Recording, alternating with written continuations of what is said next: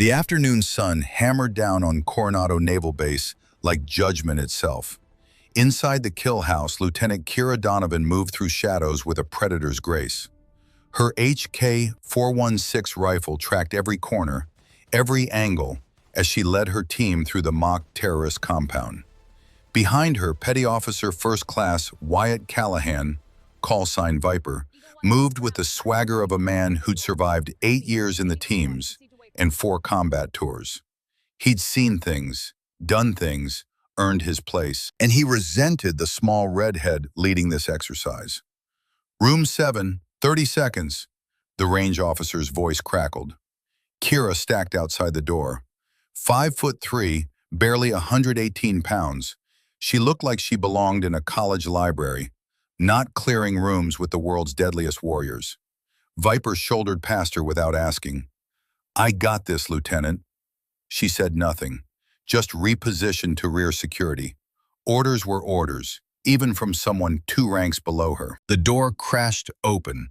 Viper rushed through, rifle sweeping left but not right. Fatal mistake. The hostile target behind the door swung out. Blue paint exploded across his chest plate. "You're hit," the safety officer announced, but Viper couldn't accept it. He spun, fired wildly, swept his rifle across the room. 2 more pops. Paint splattered the targets marked hostage. Red lights flooded the room. Exercise terminated. Mission failed. Civilian casualties. 15 minutes later, 20 operators assembled in the after-action review room. Master Chief Williams stood at the front, replaying the footage. 3 times. Each time showed the same thing. Viper's rushed breach, his corner-checking failure, his panicked shooting. "Callahan, explain." Viper's face had gone crimson.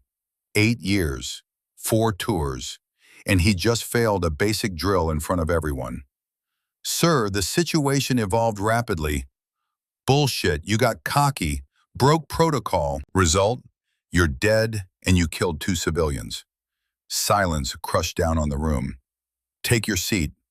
But Viper didn't sit.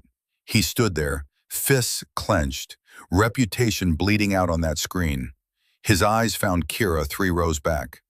If someone had called out the corner instead of standing around, Kira's voice came back level.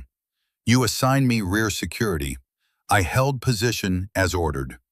"Don't give me that shit," Viper's voice rose. "You think passing BUD/S as a diversity checkbox makes you qualified?" Kira stood, meeting his eyes. She had to look up 9 inches, but her gaze never wavered. "I ranked first in my class." "Scores don't mean shit when bullets fly. You're a liability, a fucking—" The word hung in the air. "Shut up, you bitch!" His right hand came around in a wide arc. The crack of palm on flesh echoed like a gunshot. 20 SEALs froze. Kira's head snapped to the side. For one long moment, she stood absolutely still, then slowly turned her face back to center. A red handprint bloomed across her cheek. Her green eyes had gone cold and flat as winter ice. Viper was already pulling back when Kira moved. Her left forearm came up in a textbook block, intercepting his wrist. At the same instant, her right hand formed a palm heel strike and drove forward with explosive force. 180 pounds of kinetic energy concentrated into 3 inches of palm, slamming into Viper's solar plexus below his sternum. The air left his lungs in a whoosh. His diaphragm spasmed. He doubled over. Kira didn't pause. Her right leg hooked behind his left knee while her left hand grabbed his collar. Osoto Gari. Major outer reap. A throw her grandfather had drilled into her 10,000 times. Viper went down hard. His face smacked concrete with a meaty thud. Before he could process what happened, Kira dropped her knee between his shoulder blades and captured his right arm. She twisted it up and back in a Kimura lock, applying pressure to the shoulder joint. 1 more inch and the joint would separate. Viper screamed, "Tap, tap, tap." Kira's voice came out ice cold. "Say my rank and name." "Fuck you, ah!" she added pressure. Say it. Lieutenant Donovan. Kira held the lock one more heartbeat, then released and stood in a single, smooth motion, coming to attention as if nothing had happened. The room remained frozen. 20 combat veterans stared at the small redhead standing over Wyatt Callahan's gasping form. The door banged open. Captain Nash Garrett entered fast, alerted by the commotion. 46, gray temples, face weathered by 25 years in naval special warfare. His eyes took in the scene instantly. What in the hell? Master Chief Williams interrupted. Sir, Petty Officer Callahan struck Lieutenant Donovan. The lieutenant defended herself. Textbook response. Garrett's jaw worked. He looked at Kira, then at Viper, pushing himself to his hands and knees. Callahan, you're on report. Assault on an officer. Get yourself to medical, then quarters. I'll deal with you later. Viper stumbled out, not meeting anyone's eyes. Garrett turned to Kira. Lieutenant Donovan, my office. Now. Captain Garrett's office was Spartan.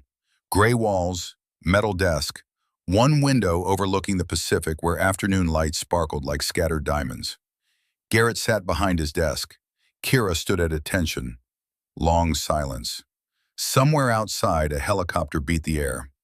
Finally, Garrett leaned back. At ease. Sit. Kira sat, back straight, hands on knees. The red mark had darkened to a bruise. That was the fastest takedown I've seen in 25 years. Where'd you learn that? My grandfather, sir. Master Chief Roland Blackwood. Garrett's expression shifted. Roland Blackwood. The Reaper. Yes, sir. I served under him. Desert Storm, 91. I was 22, fresh from Bud/S. Thought I was hot shit. He saved my life in Kuwait City. Pause. So he trained you. Since I was 6, sir, after my father died.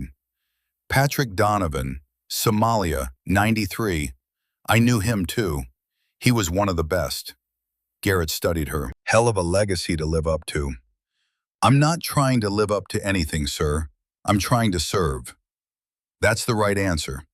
Garrett opened a folder. Here's the situation. I'm not punishing you for the takedown. Callahan assaulted you first. Clear UCMJ violation.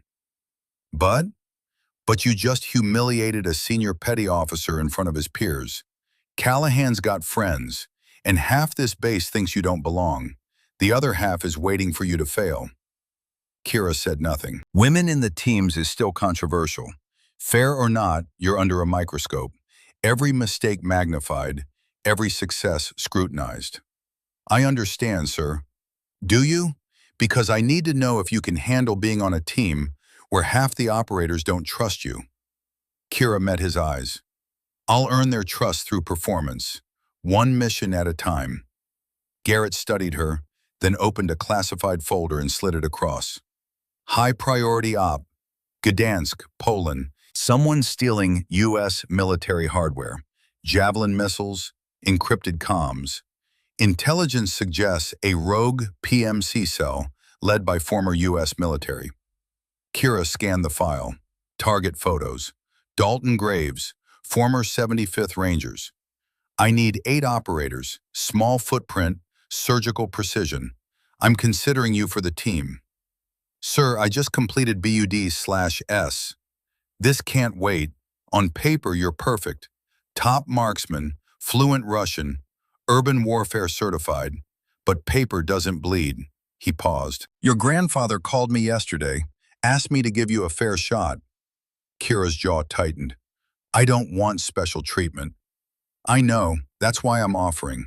But I need to know you can handle the real thing, with a team that doesn't want you there. I can handle it, sir. Briefing tomorrow, 0600. Don't be late. Garrett closed the folder. One more thing. Sir, your father was the best damn SEAL I ever knew. He died pulling civilians out of Mogadishu while everyone else ran. Your grandfather carried that guilt for years. Kira swallowed hard. This op matters, but don't let family legacy cloud your judgment. Operate on facts, not emotion. Clear? Crystal clear, sir. Dismissed. Pacific Beach, San Diego. 2 blocks from the ocean where waves provided constant white noise. Roland Blackwood's house was a modest bungalow, the kind you'd find in 1,000 California beach towns. But the inside told a different story. Photographs covered the walls, spanning 45 years of naval special warfare. Grenada, 1983, young men in tiger-striped camouflage. Panama, 1989, night jump photos, parachutes against dark sky. Desert Storm, 1991, burning oil fields. Somalia, 1993, a photo Kira always avoided because her father was in it. Roland answered the door wearing faded jeans and a SEAL Team 2 t-shirt washed 1,000 times. At 69, he still stood 6'1", still had broad shoulders and narrow waist, gray buzz cut, long scar along his left jawline from Panama shrapnel. He took one look at the bruise on Kira's face, and his eyes went flat and cold. Who? Petty Officer First Class Wyatt Callahan. He slapped me during after-action review. And? I put him on the floor in 2.3 seconds. Kimura lock, just like you taught me. Roland's face split into a fierce grin. That's my girl. Come in. Inside, he poured 2 whiskeys. She took a small sip. He drank half in one pull. Tell me everything. So she did. The training exercise, Viper's mistake, the review, the slap, the takedown, Garrett's office, the mission offer. Roland listened without interrupting. When she finished, he was quiet a moment. Garrett called me yesterday, told me you were ready but needed seasoning. I told him to give you one real op and you'd prove it. Grandfather, I don't want special treatment. He raised his hand. Stop. You think I'd risk my reputation recommending someone unqualified? I trained you harder than I trained your father. You're ready. He walked to a filing cabinet, pulled out a folder, placed it between them. Your target, Dalton Graves, former Rangers, discharged 2015 after a friendly fire incident in Helmand Province. 3 Marines KIA. Kira opened the folder. Graves stared back, cold gray eyes, expressionless. Recent surveillance photos showed burn scars on his right forearm. I interviewed him, Roland said quietly. Part of the discharge investigation. He was broken. PTSD, survivor's guilt, rage at a system that trained him to kill, then threw him away when he couldn't handle what he'd done. You tried to help him. I try to help all broken warriors. Roland's voice went distant. Your father was one I saved. Graves is one I lost to the darkness. Kira studied the photos. Something about Graves's eyes reminded her of wounded animals past saving, the ones that only knew how to bite. Come on, Roland said. I've got 2 hours before you need rack time. Let's make them count. Roland's backyard backed against protected wetlands. No neighbors. Natural sound buffer. He'd built a private shooting range decades ago, properly licensed, regularly inspected. He brought out a rifle case from his gun safe. Olive drab, covered in stickers from places that didn't exist on maps. He opened it with the reverence other men reserve for religious artifacts. Inside lay a Remington 700, custom-built, circa 1982. Macmillan, a 3-stock, dark green. Vintage Schmidt and Bender scope, pristine condition. Modern suppressor, the only concession to current technology. Carried this in the Mediterranean, 82 to 85, Roland said, lifting it out. Cold War. We tracked Soviet submarines, marked targets for airstrikes, did things politicians will never admit. He handed it to Kira. 53 confirmed eliminations with this rifle. The weight felt right, heavier than modern rifles, but perfectly balanced, like it was alive. Roland set up a target 600 yards downrange, steel silhouette, human-sized, then turned back to Kira. Modern scopes do all the math. Windage, drop, Coriolis effect. Makes you lazy. But technology fails. Batteries die. Glass breaks. Then all you've got is knowledge and instinct. He gestured to the target. Calculate. Kira closed her eyes, feeling the environment. Temperature 68 Fahrenheit, humidity 45%, wind 8 miles per hour, left to right, gusting. Don't rush. She opened her eyes. Elevation difference approximately 20 feet. At 600 yards, 308 Winchester drops about 68 inches. Need 11.2 MOA elevation adjustment. Pause. Wind isn't constant. Need to time between gusts. Coriolis effect. Northern hemisphere, right-hand drift. At this range, maybe 2 inches. Compensates slightly left. Roland nodded. Now shoot, don't think. Feel it. Kira dropped into prone position. Ground warm from afternoon sun. She settled the rifle into her shoulder pocket, cheek weld perfect, eye aligned with scope. Breathe in, breathe out. Her heart rate slowed from 60 to 50 to 45 beats per minute. In the space between heartbeats, the world became crystal clear. She could hear individual waves hitting the beach 2 blocks away, could feel the subtle shift in wind pressure.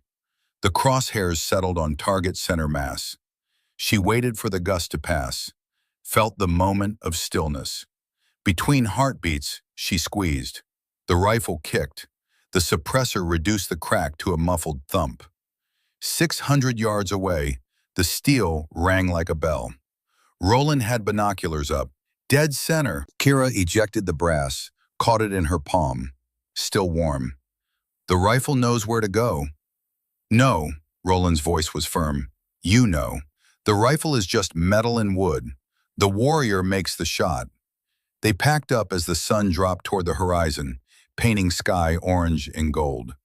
Your father died because politicians sent warriors into an impossible situation with no clear objective and no support, Roland said quietly, then abandoned them when it went sideways. Graves is broken because the system trained him to kill, then threw him away when he couldn't handle the weight. He turned to face Kira directly. But you're different. You're not joining for glory or revenge. You're doing this because it's right, because someone needs to stand between evil and the innocent. From his pocket, he pulled out an old compass. Brass, worn smooth by decades of handling. Glass face scratched but intact. This got me home from places that don't exist on maps. Beirut, Sarajevo, Benghazi, all before they were headlines. Now it's yours. Kira held it carefully, feeling history's weight. What if I fail them? The team doesn't trust me. Then you prove yourself, not with words, with actions, one mission at a time. He put his hand on her shoulder. The slap today? That was a test. Not from Callahan, from fate, testing whether you'd respond with rage or discipline. You chose discipline. That moment defined everything that follows. They stood there as the sun touched the horizon. Grandfather and granddaughter. 2 generations of warriors, bound by blood and something deeper. A code that had nothing to do with gender and everything to do with honor. I'll be watching, Roland said. Not because you need me to, but because I want to see you become what I always knew you could be. What's that? Better than me. The next morning arrived cold and gray, 0530. Kira had slept 3 hours. Enough. In BUD/S, she'd learned to function on far less. She arrived at the SEAL Team 7 briefing room at 0545. Early, but not first. Captain Garrett was already there, along with Senior Chief Elliot Reeves, the team's senior medic. Reeves was 43, solid build of a man who'd spent 2 decades hauling wounded teammates from danger. When he saw Kira, he smiled genuinely. Donovan, your grandfather saved my life. Kuwait City, February 91. I took shrapnel from an IED, bleeding out. He carried me 2 clicks under fire to extract. I didn't know that, Senior Chief. Call me Doc. Everyone does. He gestured to coffee. Your first op. You'll want the caffeine. By 0600, 8 operators had assembled. Kira recognized most from yesterday. Wyatt Callahan, Viper, sat in back. Bandage on his right hand wouldn't meet her eyes. Good sign. He'd accepted reality. Captain Garrett stood at front, next to a large screen showing satellite imagery. Listen up. Operation Glass Falcon. Classified, compartmented, need to know only. He clicked to the next slide. Dalton Graves's face filled the screen. Target, Staff Sergeant Dalton Graves, former Rangers. Discharged 2015. Currently leading a PMC cell of approximately 20 personnel. Next slide. Aerial view of an industrial complex. Location, Gdansk, Poland. Former Soviet warehouse district. Intelligence indicates Graves has been stealing U.S. military hardware. Confirmed inventory includes 40 FGM-148 Javelin anti-tank missiles and encrypted SINCARS radio equipment. A murmur ran through the room. Javelin missiles in terrorist hands could kill hundreds. Timeline: 72 hours before weapons shipped to Syria. Hezbollah buyers already en route. Garrett let that sink in. Objective: secure or destroy the weapons cache. Capture Graves alive if possible. He's got intel we need. ROE: weapons free on hostiles, but this is NATO ally territory. Zero collateral, zero international incident. He clicked to team roster. Team 7 Alpha, 8 operators, Captain Garrett, team leader, Senior Chief Reeves, medical, PO1 Sullivan, sniper, call sign Reaper, PO1 Callahan, breacher, call sign Viper, PO2 Hammond, comms, call sign Tiny, PO2 Fletcher, demolitions, call sign Sparks, PO3 Crawford, newest member, call sign Rookie. Pause. And Lieutenant Donovan, intelligence and infiltration specialist, call sign Wraith. Every eye turned to Kira. Insertion via halo jump, 25,000 feet over Baltic. RHIB to Polish coast, ground transport to Gdansk. Expected opposition, 20 hostiles, military trained, heavily armed. Garrett looked directly at Kira. Lieutenant Donovan will conduct initial recon. She's fluent in Russian, trained in solo infiltration. Once she marks targets, we go loud. Before anyone could respond, Viper stood. Captain, permission to speak. Garrett's expression didn't change. Go ahead, petty officer. Viper turned to face the room, jaw tight but voice steady. I want to apologize to Lieutenant Donovan. Yesterday I assaulted her, violated UCMJ, disrespected her rank, dishonored this team. He looked at Kira directly. I let pride and prejudice cloud my judgment. That's inexcusable. I'm asking permission to serve alongside you on this operation, if you'll have me. The room was silent enough to hear the ventilation system. Kira stood. Apology accepted, Petty Officer Callahan. Let's focus on the mission. She extended her hand. Viper shook it. Not friendship, not yet, but professional respect, the currency of warriors. Doc Reeves nodded approvingly. A few operators relaxed. The temperature shifted from hostile to neutral. Not warm, but workable. We wheels up in 6 hours, Garrett said. Full combat load. Questions? No one spoke. Then get your gear squared away. Dismissed. The C-17 Globemaster climbed through 40,000 feet, carrying Team 7 Alpha toward Germany. Cabin loud with engine noise, cold enough to see breath, dimly lit by red tactical lights. Kira sat on canvas bench seat, checking equipment for the third time. HK-416 rifle, cleaned and test-fired that morning. Sig Sauer P226 pistol, 15-round magazine plus 1 chambered. PVS-14 night vision monocular, plate carrier with ceramic trauma plates rated to stop 7.62 NATO. 4 frag grenades, 2 flashbangs, tactical radio with encrypted frequency hopping. Doc Reeves sat next to her, had to shout over engine noise. First op jitters? No, Senior Chief. Liar. But he said it with a smile. Everybody's got them. The day you stop feeling it is the day you've lost your edge. He looked at her seriously. Your grandfather told me something once. Kuwait, 91, right before we hit the city. He said fear is just your body getting ready for violence. The trick is to ride it like a wave, not fight it. Did it work? I'm still here, aren't I? Doc pulled out a photograph from his vest pocket.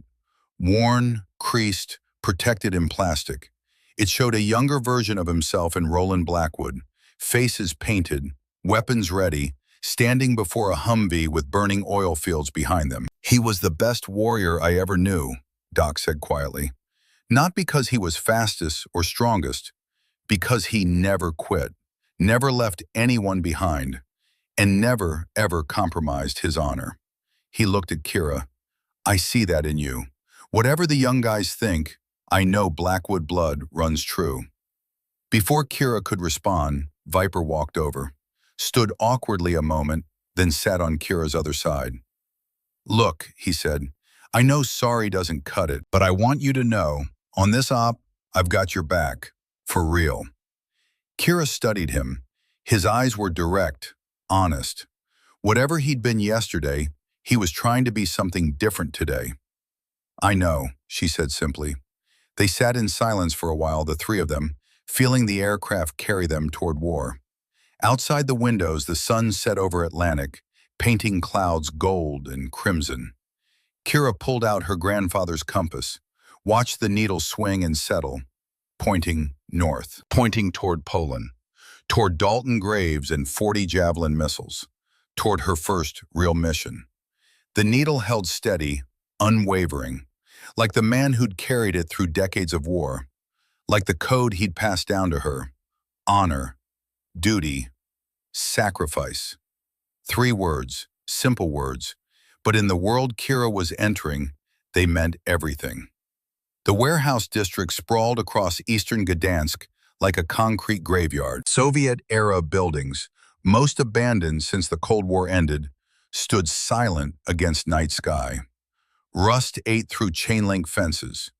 Weeds pushed through cracked asphalt. This was a place the modern world had forgotten, perfect for men who needed to stay forgotten. Team 7 Alpha staged 400 meters out, hidden in tree line bordering the industrial complex. Through her night vision monocular, Kira could see 3 massive warehouses arranged in U-shape, guard towers at each corner, searchlights sweeping in predictable patterns, chain-link fence topped with razor wire, amateur security. Professional criminals would have randomized the searchlight timing. Captain Garrett crouched next to her, studying the same view through thermal imaging. Count 6 hostiles on exterior patrol. More inside, guaranteed. Guard rotation every 20 minutes, Kira whispered. Cameras on north and east gates, but I see a blind spot on south perimeter. That's your entry point. Garrett lowered his scope. Wraith, you're cleared for solo infiltration. Get inside, scout interior, mark weapons cache, identify graves if possible. 30 minutes, then you call for extract or we come get you. Understood. ROE, this is recon. Do not engage unless compromise is imminent. We need intel, not bodies. Clear? Crystal clear, sir. Garrett studied her face in dim starlight. Your grandfather would tell you to trust your instincts. I'm telling you the same. You see something wrong, you abort. No heroics. No heroics, Kira repeated. She checked gear one final time. HK-416 slung across back, suppressed. SIG P226 in concealed appendix holster under black jacket. Combat knife strapped to vest. No plates, too much weight, too much noise. If she got into a firefight during recon, armor wouldn't save her anyway. Doc Reeves gave her a quick shoulder pat. Stay low, stay quiet, come back. Viper said nothing, just nodded once. Respect between operators needed no words. Kira slipped into darkness. The approach took 12 minutes. She moved through shadows like smoke, using every piece of cover, abandoned vehicles, drainage ditches, piles of rusted machinery. Cold September air carried the smell of Baltic Sea, salt and diesel in decay. At the south fence, she went to ground and waited. watched guard patrol pass 70 meters west.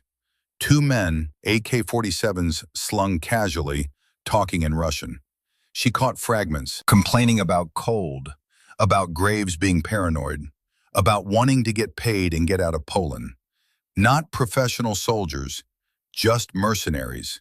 That made them dangerous in a different way, unpredictable, motivated only by money.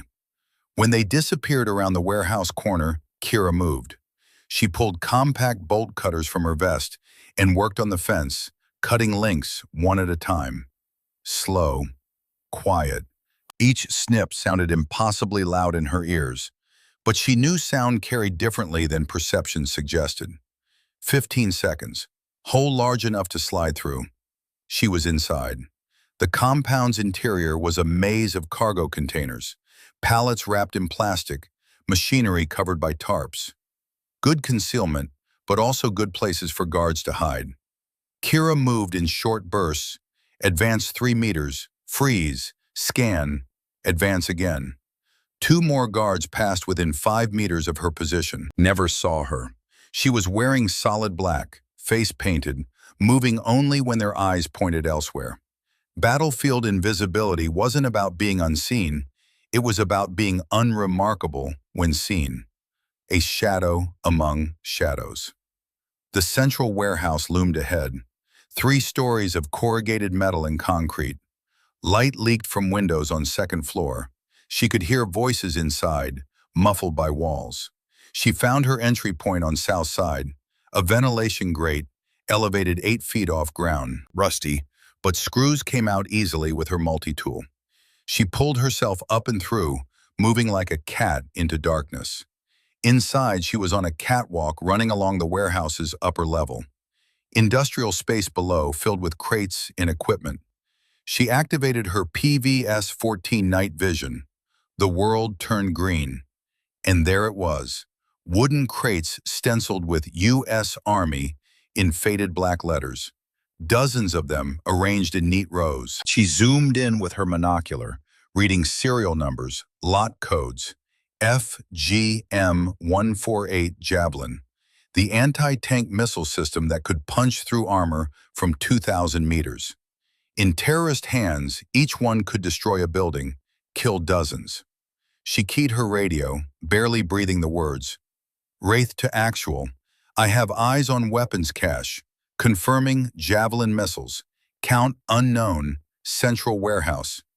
Garrett's voice crackled back, distorted by encryption. Copy. Any sign of Graves? Kira shifted position on catwalk, scanning warehouse floor below. 20 men, maybe more, moving between crates, loading, organizing, preparing for shipment. Then she saw the office. Glass walls on warehouse's north side, second floor, lights on inside. Through windows, a figure paced back and forth, phone pressed to ear.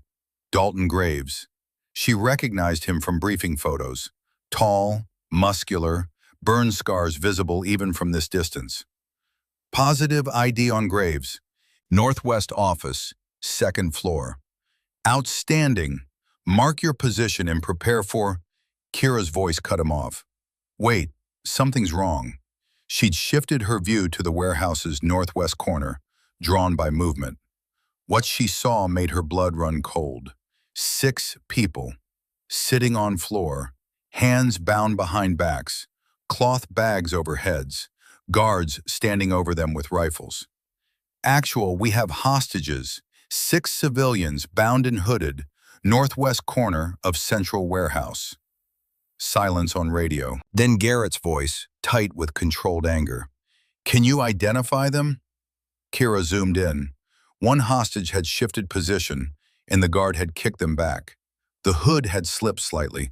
She caught a glimpse of a face, a jacket with visible patches, press credentials, CNN logo.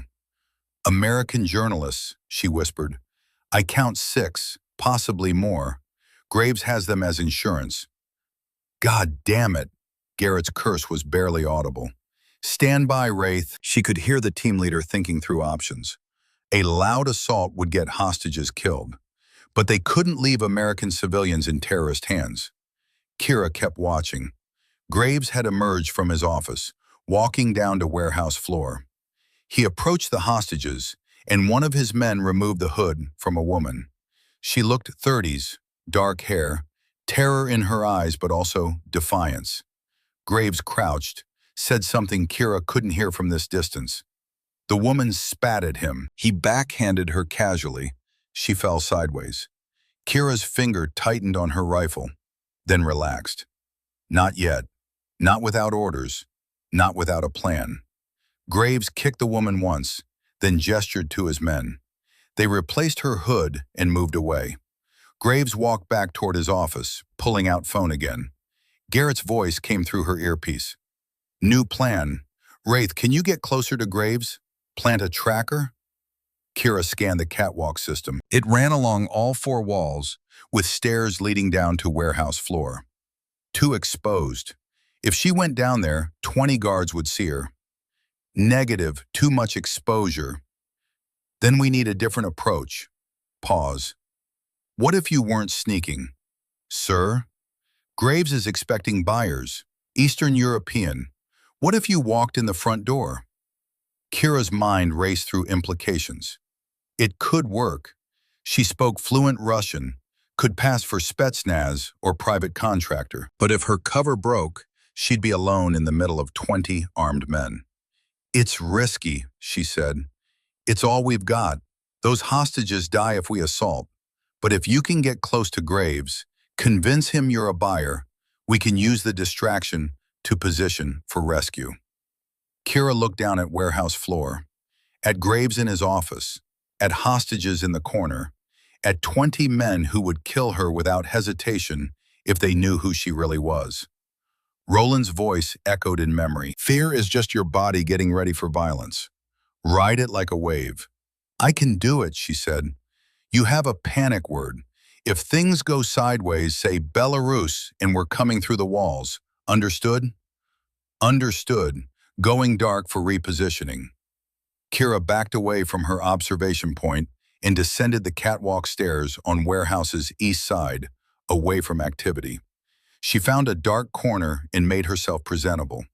Removed tactical vest, hid it behind crates, kept the SIG P226 in concealed holster, but ditched her rifle. Too obvious. She let her red hair down from tactical bun, wiped face paint off with a rag. When she looked at her reflection in a metal surface, a different person looked back. Not a SEAL operator, just a woman in dark clothes who could be anyone. She took 3 deep breaths, centered herself, and walked toward the warehouse's main entrance like she owned the place. The guard at gate raised his AK-47. Stop! Who are you? Kira answered in Russian, her accent flawless. I'm here for Graves. Tell him Volkov sent his advance scout. Guard's eyes narrowed with suspicion. Volkov didn't mention sending a woman. Volkov doesn't tell you everything. She let ice creep into her voice. Call Graves, now. I don't have time for gate guards. The challenge in her tone did what compliance would not. Guard keyed his radio, spoke rapidly. A moment later, response crackled back. Guard's posture changed. Not friendly, but no longer hostile. He'll see you, but if you're lying, you won't leave here alive. If I were lying, I wouldn't have walked through your front gate. Guard opened the entrance. Kira walked into the warehouse. 20 pairs of eyes tracked her movement. She felt their stares like physical weight, but kept her expression neutral, confident, like this was exactly where she belonged. Dalton Graves emerged from his office and descended metal stairs to warehouse floor. Up close, he was even more imposing than photos suggested. 6'2", maybe 220, solid muscle under black tactical shirt. Burn scars on right forearm were extensive, puckered and discolored. Afghanistan, probably. IED or white phosphorus. His gray eyes studied her with cold calculation of a predator evaluating prey. Volkov sent you? His English was American, Midwest accent. You're smaller than I expected. Kira didn't flinch. I'm the brains, he's the money. You want to keep discussing my size or show me the merchandise? Something flickered in Graves's expression. Amusement, maybe, or respect. You've got attitude. I like that. What's your name? Irina. Last name? Do you give your last name to arms dealers you just met? Graves smiled, but it didn't reach his eyes. Fair point. He gestured toward crates. Take a look, but touch anything without permission, and my men will put you in the ground. Kira walked to the nearest crate. One of Graves's men had already opened it for inspection. Inside, nestled in foam padding, sat a Javelin Command launch unit, the reusable launcher component. Beside it, 3 missile tubes, each containing a fire-and-forget anti-tank guided missile.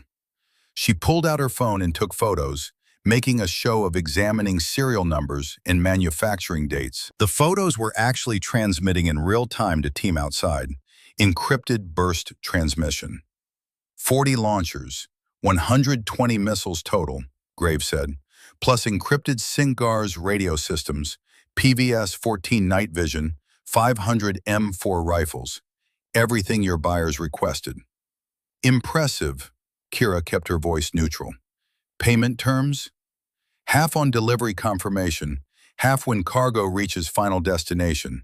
Cyprus bank account, untraceable. She nodded, took more photos. Volkov will be satisfied. He'll arrive in 4 hours to finalize the transaction. She started to turn away. Mission accomplished. Intel gathered. Time to extract. But Graves's voice stopped her. One more thing, Irina. She turned back, keeping expression neutral. Graves was smiling now, but it was the smile of a shark. What's your father's patronymic?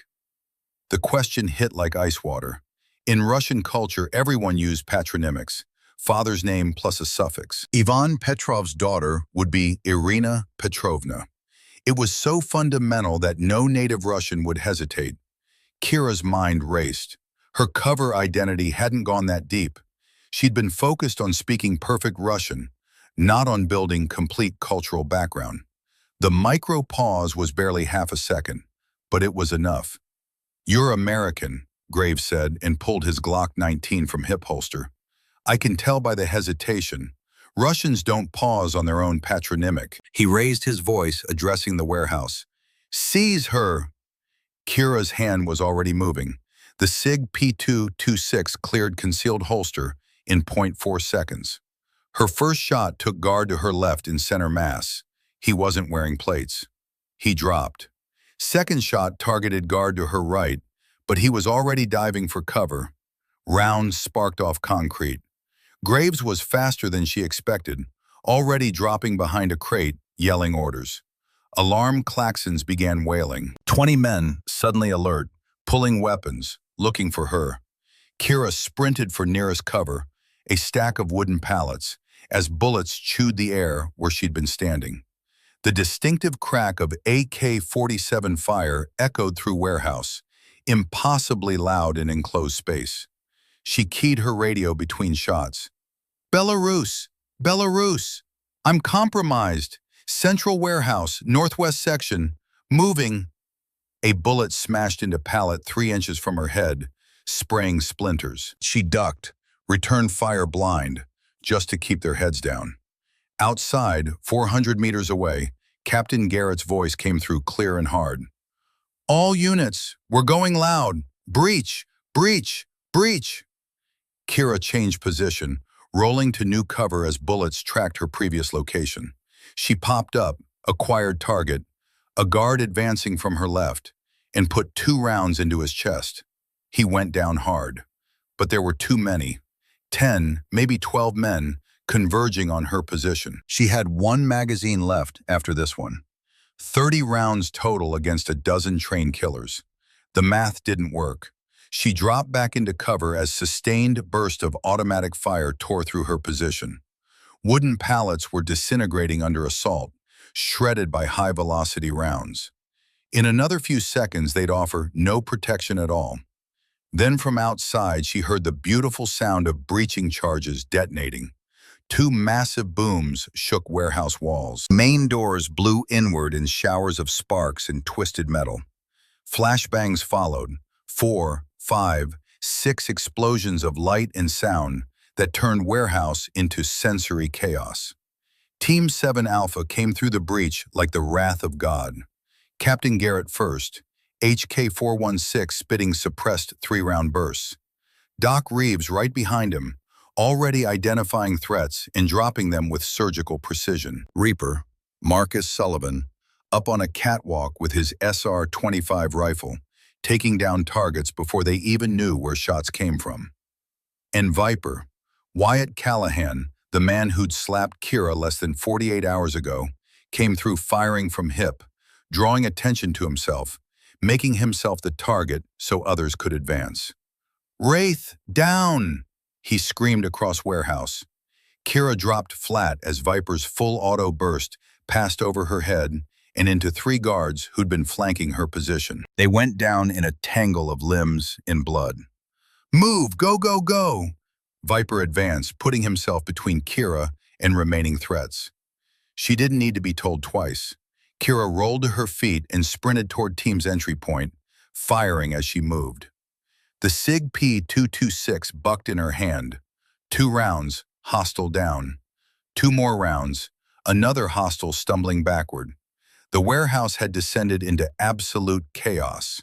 Smoke from flashbangs mixing with muzzle flash from a dozen weapons. Men shouting in Russian, English, Polish. The sharp crack of rifle fire. The wet impact of bullets finding flesh. Through it all, Team 7 Alpha moved like choreographed death. They'd trained for this, close quarters battle against superior numbers. Every operator knew his sector, his lanes of fire, his responsibilities. Doc Reeves reached hostages first, cutting their bonds with tactical knife. "U.S. Navy, keep your heads down." The 6 journalists, terrified but alive, scrambled toward him. He shielded them with his body while calling for extract. Garrett and Kira converged on Graves's office, where the target had retreated.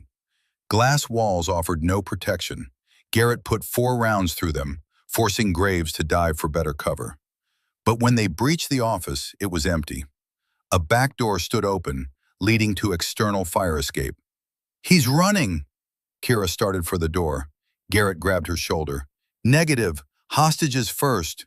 We let him go." Every instinct in Kira's body screamed to pursue. Graves was right there, 50 meters away, escaping into Polish night.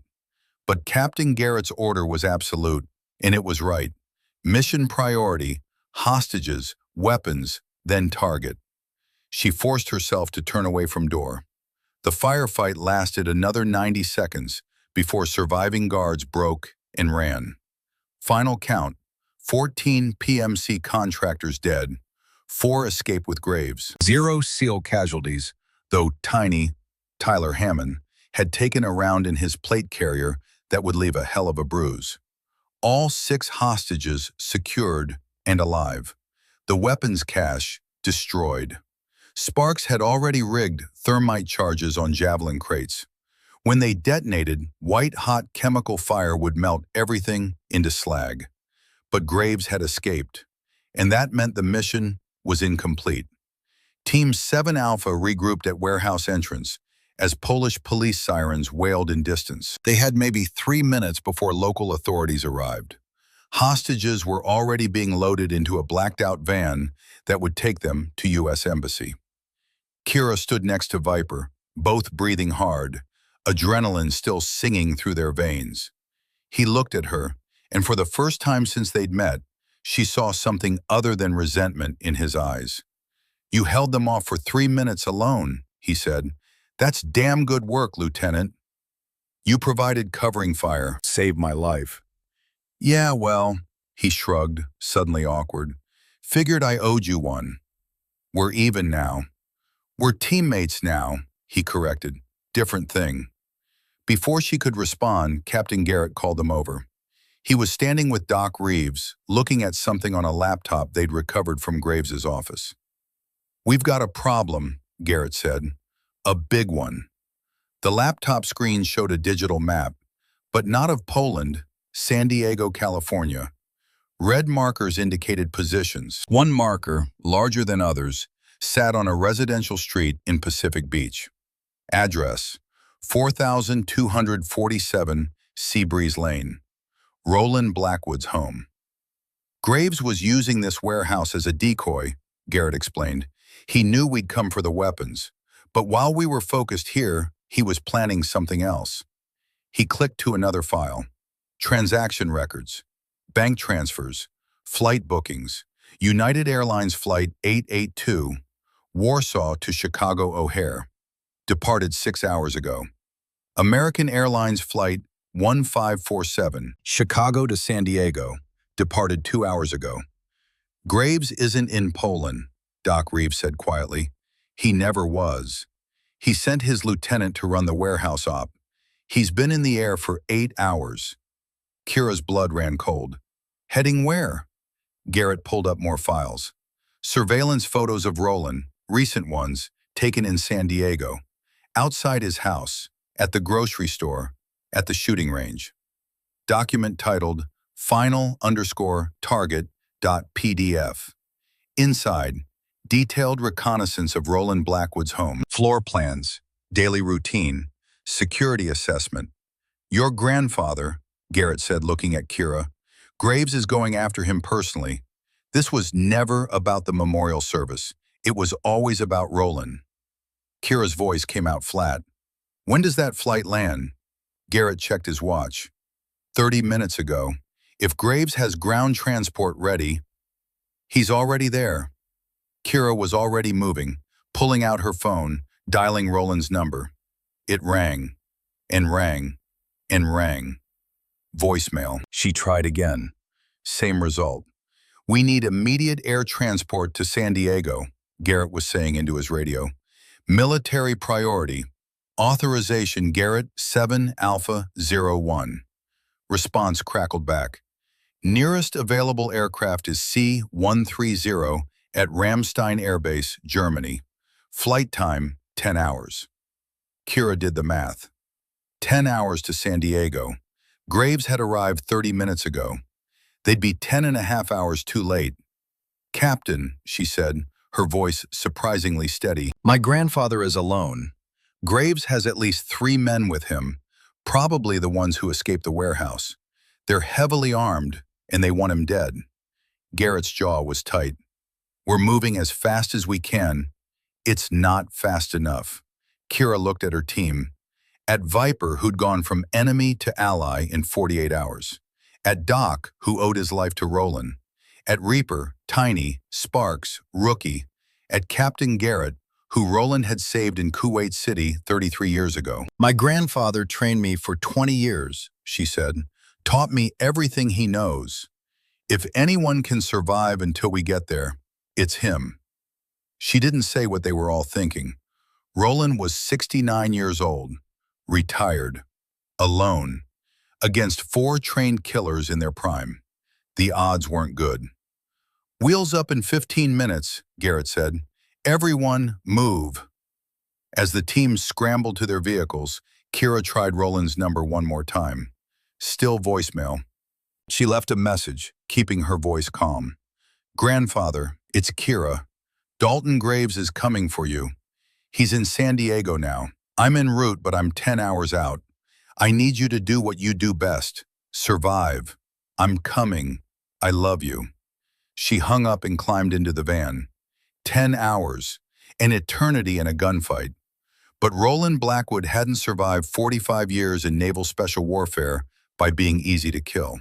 She had to believe he could hold out. Had to believe the lessons he taught her worked both ways. Had to believe that when she crashed through his door in 10 hours, he'd still be alive. The alternative was unthinkable. Pacific Beach, San Diego, 21:47 hours local time. Roland Blackwood sat in his living room, cleaning the Remington 700 he'd given Kira to shoot 2 days ago. The house was quiet except for distant sound of waves. On the walls around him, 45 years of photographs watched in silence. His phone rang. Unknown number. Blackwood. Master Chief. The voice was familiar. Male, mid-30s, carrying old pain and fresh rage. Do you remember me? Roland's hand tightened on the rifle. He knew that voice. From 9 years ago. From a military tribunal where he'd sat on the panel that ended a man's career. Dalton Graves. Good memory. I'm 3 blocks from your house. Thought I'd pay a visit. Discuss old times. How you destroyed my life. You destroyed your own life, son. I tried to help you. You called me broken. Graves's voice was cold steel. Unfit for service. Sent me to the psychiatrist like I was defective. But tonight, I'm going to show you what this broken soldier can do. The line went dead. Roland stood smoothly, moved to his gun safe. His hands were steady as he punched in the combination. Pulled out his Sig Sauer P226, the same model Kira carried. Loaded magazine, chambered round, flicked safety off. Checked the peephole in his front door. 4 men approaching down the sidewalk. Graves in front, recognizable even at this distance by his distinctive build and the way he moved. 3 others behind him, carrying rifle cases. Roland moved through his house with practiced efficiency. He'd run this scenario in his head 1,000 times over the years. Every warrior worth his salt prepared for the day violence came home. He killed the lights, took position in the kitchen, behind the concrete support wall that provided cover from the front door and sightlines to the living room. The Remington 700 went on the kitchen counter, loaded and ready. Sig P226 in his right hand. His phone buzzed. Text from Kira. Graves coming for you. We're en route. ETA 10 hours. Stay alive. Roland smiled grimly, typed back with his left thumb. I'll be here when you arrive. Love you, little warrior. Then he set the phone down, raised his pistol, and waited. The front door exploded inward with a crash that shook pictures off the walls. Not a battering ram-shaped charge. Professional entry. The kind Roland had taught hundreds of SEALs over 4 decades. 4 men flowed through the breach in tactical formation. Graves first, Glock in hand. 3 others with AR-15, night vision goggles mounted on helmets. But Roland had killed his lights knowing this would happen. Had positioned himself where thermal imaging would struggle to pick him up against the hot water heater. Had spent 45 years learning how to kill men who came through doors. The first man through never saw it coming. Roland's Sig P226 coughed twice, suppressed subsonic ammunition he'd loaded himself. 2 rounds center mass. The man dropped with barely a sound. Second man swung his rifle toward the muzzle flash, but Roland had already moved. 3 steps left, new angle, 2 more shots. Second man fell. Spread out, Graves barked. He's in the kitchen area. The third man went high, tried to clear the kitchen from the living room. Bad angle. Roland popped up from behind the counter, Remington 700 in his hands now. The .308 round at close range nearly tore the man in half. He flew backwards, crashed into Graves's antique bookshelf. Photos of Kira, of Patrick, of 45 years of service rained down around his body. That left Graves, alone now. His 3-man team dead in under 15 seconds. You're good, Graves called out from behind the overturned couch. But you're old, and I'm patient. I can wait you out. Roland said nothing. Relocated again, moving to new position. His left knee, the one he'd blown out in Panama, was screaming at him. His shoulder, shrapnel from Grenada, was stiff. He was 69 years old and his body was a catalog of old wounds. But his mind was sharp, and his hands were steady. I killed 3 Marines in Helmand, Graves continued. Haunted me for years. But you know what I realized? The first one's the hardest. After that it gets easier, much easier. He fired twice, wild shots through the wall, nowhere near Roland's position. I've killed 17 men since you declared me unfit, each one easier than the last. You know why? Because I'm not broken. I'm honest. Honest about what war makes us, what it made you, what it made me. Roland watched the angles, calculating. Graves was trying to draw him out, get him talking, pinpoint his position. Classic amateur mistake. Roland had taught better tactics to 19-year-olds fresh out of boot camp. He moved again, circled around toward the hallway, using shadows and furniture for cover. His breathing was controlled, heart rate steady. This was what he'd done for 4.5 decades. Old bodies, sure. Old wounds, absolutely. But old skills died last. Graves must have heard something. A floorboard creak, maybe, because he spun and fired. 3 shots, rapid succession. One of them caught Roland in his left shoulder, the one already weakened by old shrapnel. Roland grunted, stumbled back. Graves was up and moving, pressing the advantage. "I got you, old man." But Roland had trained with torn muscles, with broken bones, with wounds that should have killed him. Pain was just information. He'd learned that in places whose names were still classified. As Graves rounded the corner, Roland was waiting. On one knee, Sig P226 raised in his right hand, left arm hanging useless at his side. "You're right," Roland said. "War does make us into something different, but we choose what we become. You chose darkness. I chose to keep fighting for the light." He fired. 3 shots. Center mass, throat, head. The precise pattern he drilled into Kira 10,000 times. Graves went down. Roland stayed in position, weapon raised, watching for any movement. Seconds ticked by. Graves didn't move. Roland approached carefully, kicked the Glock away from Graves's hand. Dead. All 4 of them. Roland sat down heavily, back against the wall, left shoulder bleeding steadily. He pulled out his phone with his right hand, the left wouldn't respond anymore, and dialed 911. "This is Master Chief Roland Blackwood, U.S. Navy retired. 4 armed intruders broke into my home. All 4 are deceased. I'm wounded. Send police and ambulance to 4247 Seabreeze Lane, Pacific Beach."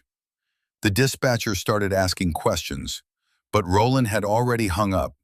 He dialed another number. Long distance. Had to go through military switchboard. "This is Blackwood. Authorization Blackwood Reaper 27. I need to reach Captain Nash Garrett, Team 7 Alpha, currently in flight to San Diego. Patch me through. Now." 20 seconds of clicking, routing, encryption handshakes. Then, "Blackwood, this is Garrett. Sitrep?" Graves came for me, brought 3 men, all 4 hostile KIA. I'm wounded, non-critical, ambulance en route. There was a sound that might have been a sob or a laugh. "You stubborn old bastard. Kira's been losing her mind for 10 hours. Put her on." More clicking. Then, "Grandfather?" Kira's voice. The voice he'd heard grow from a terrified 7-year-old girl who just lost her father into the steel-edged tone of a warrior who'd earned her trident. "I'm here, little warrior. I'm alive." "Are you hurt?" "Shoulder wound. I've had worse. Much worse." He looked around his living room, at the bodies, at the shattered furniture, at the photographs scattered across blood-stained carpet. "House is a mess, though. Your grandmother would be furious."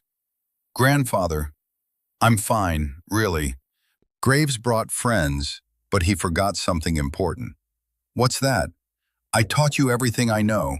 That means I know it too." He smiled even though it hurt. "We're both still here. That's what matters. We'll be there in 90 minutes. Stay on the line." "Can't. Police are pulling up outside. I need to deal with them." "But Kira." "Yes? You did good. The mission, the way you handled Viper, the infiltration. Your father would be proud. I'm proud. I learned from the best." "No, you became the best. There's a difference."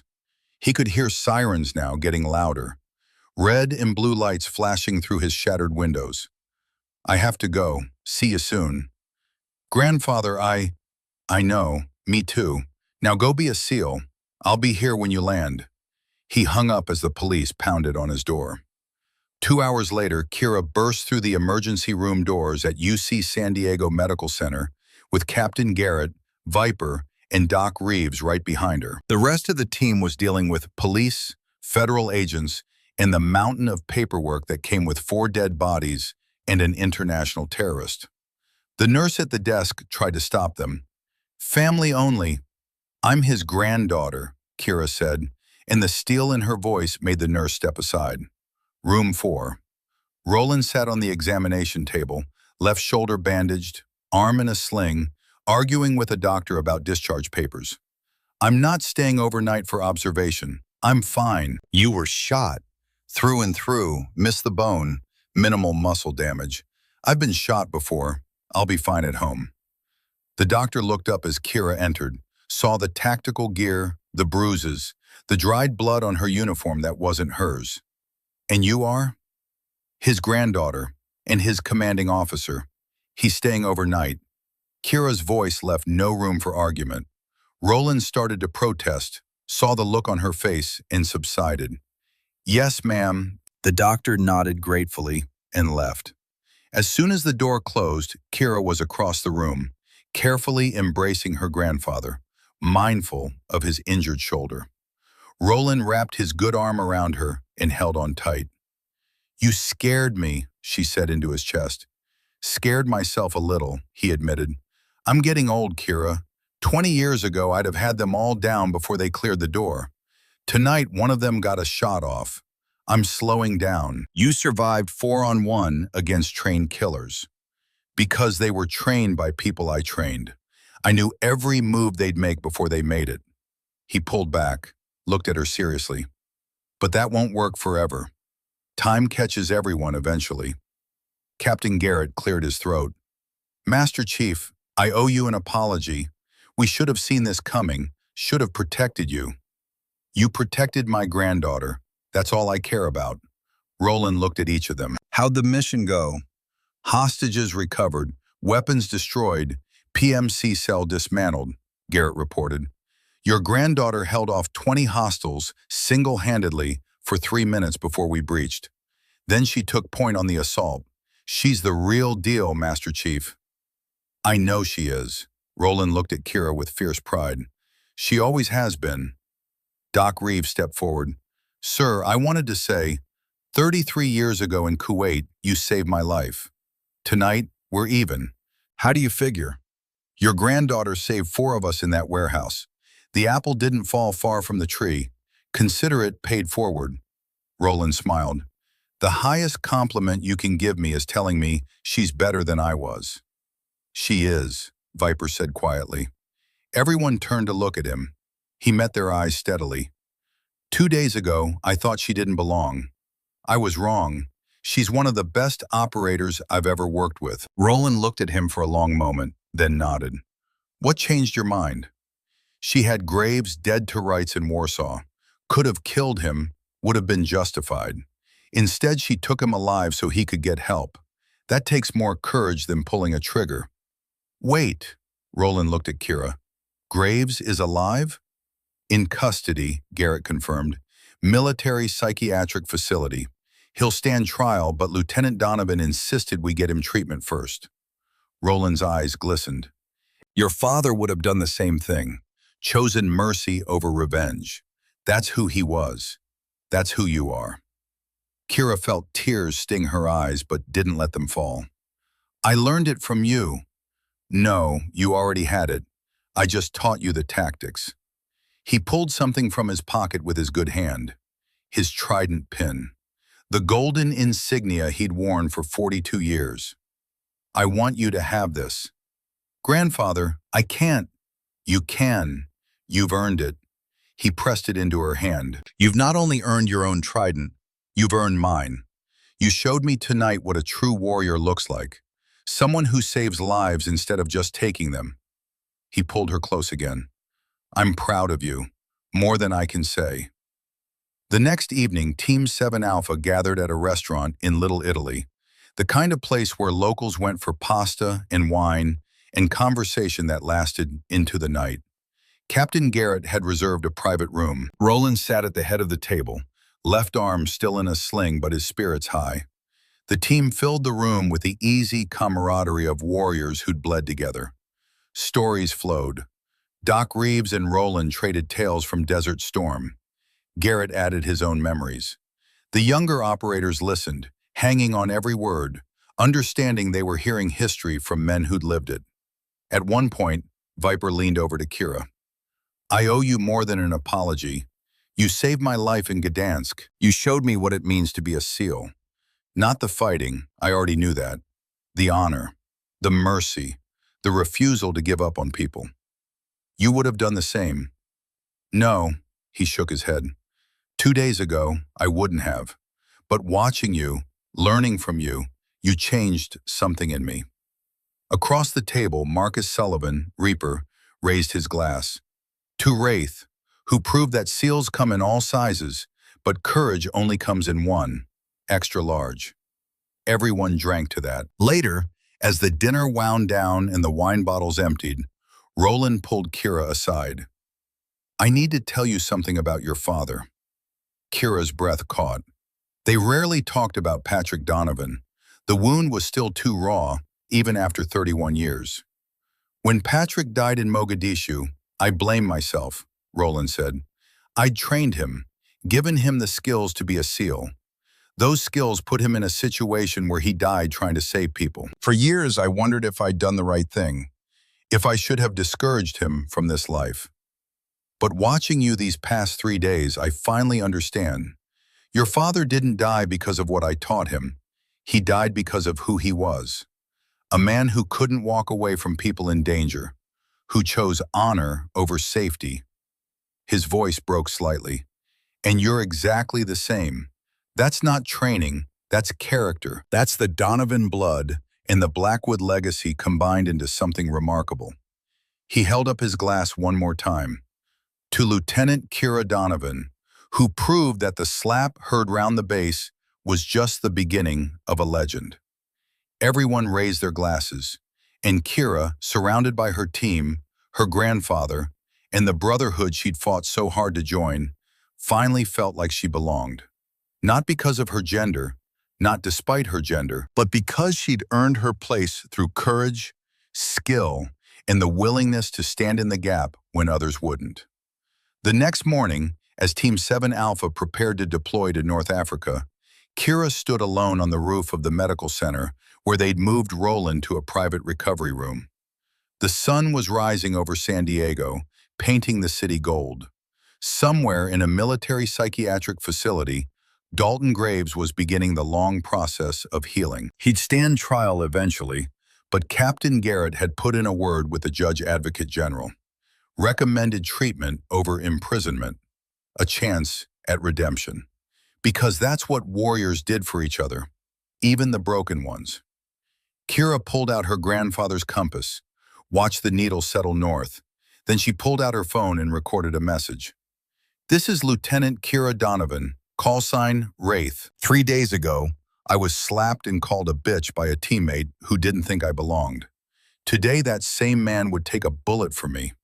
That's not because I'm a woman breaking barriers. It's because I proved I could do the job. To every woman watching this who dreams of serving at the highest level, the path is hard. You will be doubted. You will be tested beyond what you think you can endure. But if you have the heart, you belong here just as much as anyone. Being a SEAL isn't about gender. It's about refusing to quit when everything says you should. It's about standing up when everyone else sits down. It's about honor, courage, and the willingness to sacrifice everything for something larger than yourself. The slap was the beginning, but it's not the end. It's never the end. Because warriors don't quit. We adapt. We overcome. We prove ourselves not with words, but with actions. She stopped recording and sent the message to Captain Garrett. He'd know what to do with it. Then she headed downstairs, where her team was waiting, where the helicopter was spinning up, where the next mission beckoned. She was Lieutenant Kira Donovan, call sign Wraith, Navy SEAL, and this was just the beginning.